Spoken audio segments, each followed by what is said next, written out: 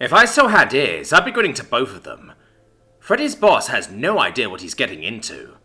At least his relaxed smile falters a bit when he turns and sees the look on Freddy's face. "What's wrong?" he asks the younger, before looking around. "Nah, there's no traps around." "Well, aside from that quest." You remember the big spider that Yvonne's group rode to fight Neverest?" asked Freddy, unsure how to actually explain what that quest entails. The small big guy nods. "Ah, yes, Miss Yvonne. I wish I could have given her more insight to her unique condition." "Well, that big spider is tiny." He blinks. "That's not tiny at all." Freddy smiles. "Yeah, I think the dungeon named him that just for that kind of reaction. Tiny is also the boss of the maze," he says, and motions for his boss to follow. At the hedge mage, the scene is now a little different than usual. I had Fluffles clear the maze while the two were walking from the cemetery, and he's now called at the entrance, and the usual runners are all standing around chattering, confused at the change. Freddy sees everyone, and raises his voice for them all to hear. "The dungeon has a quest in the maze for High Priest Torlon, to loot Tiny's chest." The crowd goes silent for a moment before murmuring about the news. Torlon looks like he's starting to understand the magnitude of the quest now, as Freddy turns to face him. "See, there's a couple chests in there that people try to get, and Tiny tries to catch them before they can. Oh, and there's dire rats that try to steal your stuff sometimes too. Anyway, Tiny has his lair in there, and some people have said there's a chest in there too, but nobody's been able to get it yet. Even Mr. Tull hasn't been able to get it," he adds. To his credit, Torlon looks more intrigued than concerned. "And if Tiny catches you, he webs you and you get carried out? I remember hearing something about you losing something to a spider guardian." He thinks for a few moments, before speaking up again. "Are we allowed to fight, Tiny?" The young orc scrunches his face up in uncertainty. Kinda. I think just about everyone has taken a swing at Tiny, but he doesn't seem to take it personally. He tends to take weapons away after webbing people who try to attack, though." The gnome smiles and seems to start warming up, hopping in place, wiggling his fingers, just getting the blood pumping. "Maybe if I was more of a fighting class I'd try my luck, but I'm not. Did you know, Freddy, that I wasn't always an adherent to the Crystal Shield?" I mean, you had to have been a kid at some point, right?" he replies, clearly having no clue where the priest is going with this. The gnome laughs as he starts casting little sparkles over his head. I guess to get his mana pumping, too. "I used to be an illusionist before I took up the shield. I was pretty good, too, even by gnome standards," he says with a bit of a pride. "So I think I'll just have to try to stay out of the way of this, Tiny." With that, he seems to be ready, and turns to face Fluffles. "I'm ready to brave the dungeon's challenge." My noodle nods and slithers to the side to let him pass. Freddy looks like he wants to go too, but he's a bright kid. He can see that his boss wants to do this on his own, and it'd probably be more difficult for him to use an illusion to keep them both hidden from Tiny. Not that I expect Tiny will be fooled. He's got thin webbing all over the place, so he can feel where people are. Unsurprisingly, the gnome vanishes as he enters the maze, and the hunt is on. Tiny doesn't seem too concerned, though, and does his typical thing when actually pursuing someone. He starts webbing certain intersections closed, opening others, and patiently weaving his trap. I notice one of the other chests being opened, and the potion and coins vanishing. Looks like he's going to try to do a proper run of the maze too. I think he's going for each chest, not just the big one at the end. More mana for me, so I'm not going to complain. At the second chest, I get the feeling he's realised his invisibility isn't working, as I can hear him tapping the lid of the chest after he's looted it. Probably trying to think of a way to beat my big, leggy boy. The gnome reappears and crouches down. Looks like he spotted the webbing. Ah, that complicates things. He soon smiles though and starts creating... shoes? They sure look like shoes. Probably illusionary shoes. How's that going to help him against Tiny? He jumps and lands with the shoes at the same time, and I understand how that'll mess up Tiny. They're not just illusions of sight, but illusions of touch too.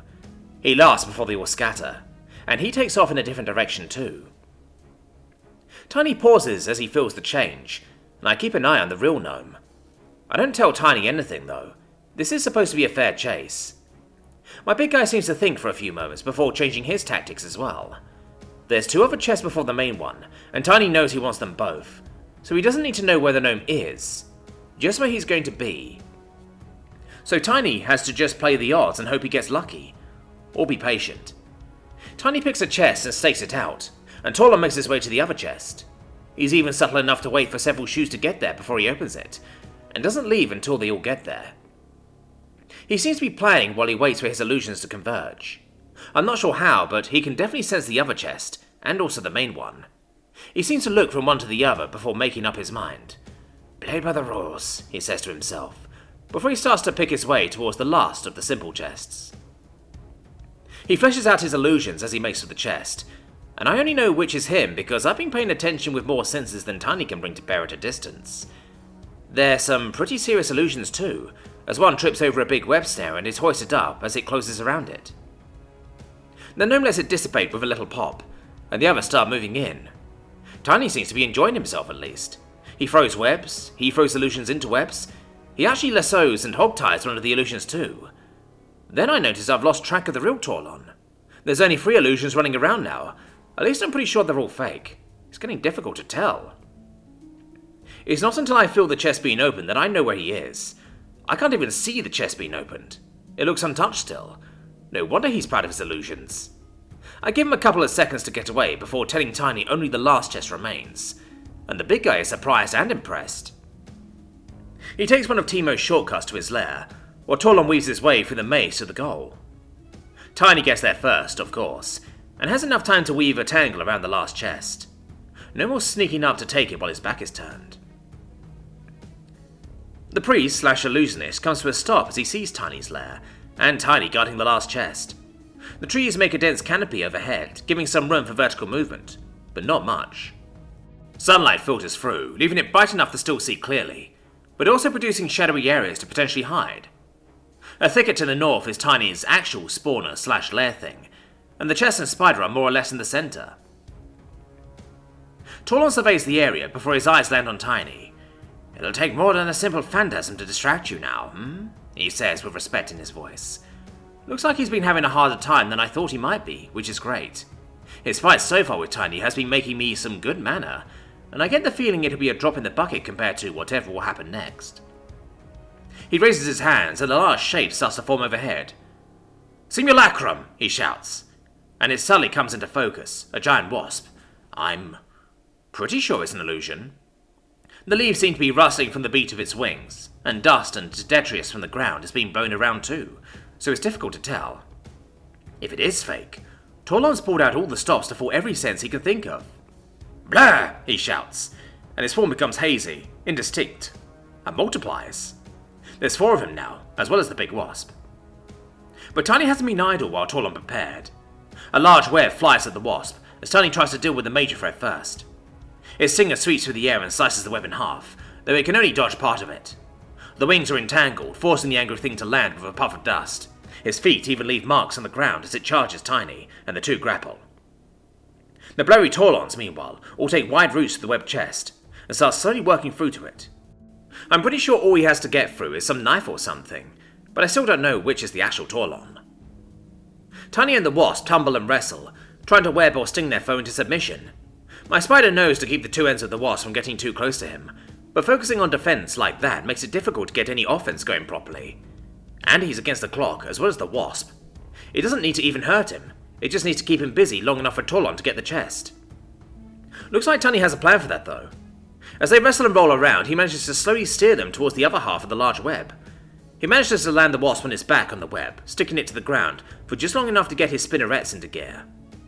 Just as he gets it restrained enough to no longer be a problem, the wasp vanishes, as do the other illusions.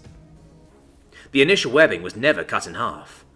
Tiny stands over a pile of restraining web, and the large one he threw.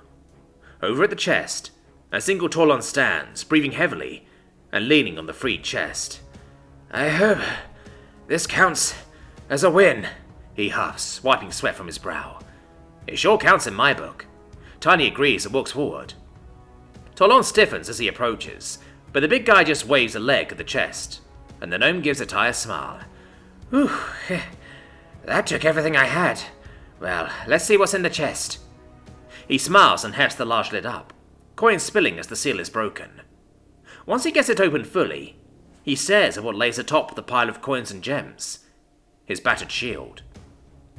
Tiny reaches over and plucks it from the pile and brings it to his mouth. giving it a solid bite and a new chip before offering it to the stunned priest. He accepts it, his hands tracing every ding and nick, each scratch and chip, memories clearly filling his head. A tear falls, and he smiles at Tiny.